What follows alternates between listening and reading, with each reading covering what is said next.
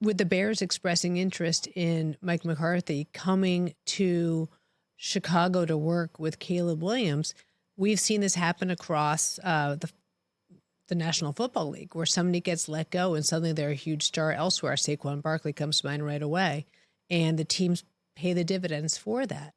But you're saying do the right thing, and yet it's a business deal. Well, and that's what I'm saying. You have to balance the fact that, hey, look, we negotiated the right to keep you from talking to anyone else until, as you just noted, it was the 14th. It is a week from today. That required math.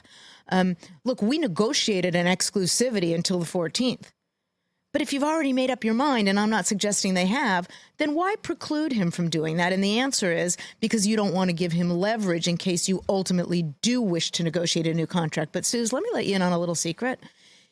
Even when teams aren't supposed to be talking to some players or coaches, they find a way to do it behind the scenes. Right. Even when players and coaches aren't supposed to be talking to other teams, they find a way to do it. It's through third parties. It's through agents.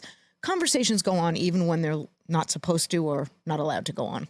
I just would love to have an understanding, and we understand no team is more of a family team than that of the Cowboys and the Joneses, but it has been really head-scratching this year to see Jerry wait up into the last moments repeatedly to make these decisions. And you're left wondering, why is he taking so long on this coaching? We had the questions about whether Belichick would go to the Cowboys. Clearly, he found a home in North Carolina in the college ranks.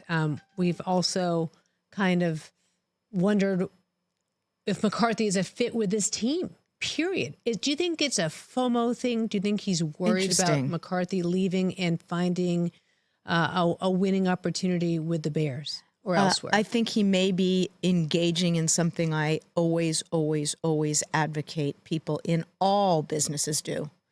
Asking himself, and do what? Mm-hmm. If he's thinking of moving on from Mike McCarthy, and I don't know that he is, but if he's considering that as an option, you need to ask yourself, and do what? If we choose to move on from Mike, and do what? And if the answer to that question isn't as good or better than the status quo, then what the heck are you doing? And he may be going through that analysis right now. You know, I understand injuries come into play as well, but... Yes. You know, obviously we've had an injury-prone season. I think I understand more why the Giants are keeping Daboll more than I understand why he would stay with McCarthy. Interesting. Why?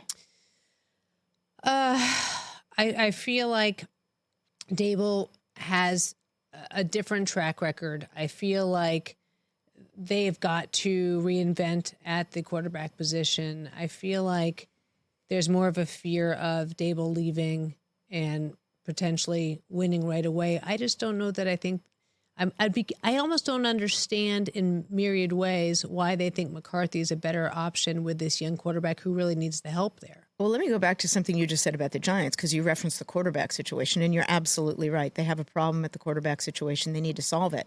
And yet they're keeping the GM who did the Daniel Jones contract and let Saquon leave. That puzzles me more than the coaching decision in some regards. I would leave the coach and I would get a new GM. I mean, you're saddled with that Jones contract. When you're not saddled entirely, but that's just the equestrian in me coming out and reference saddling.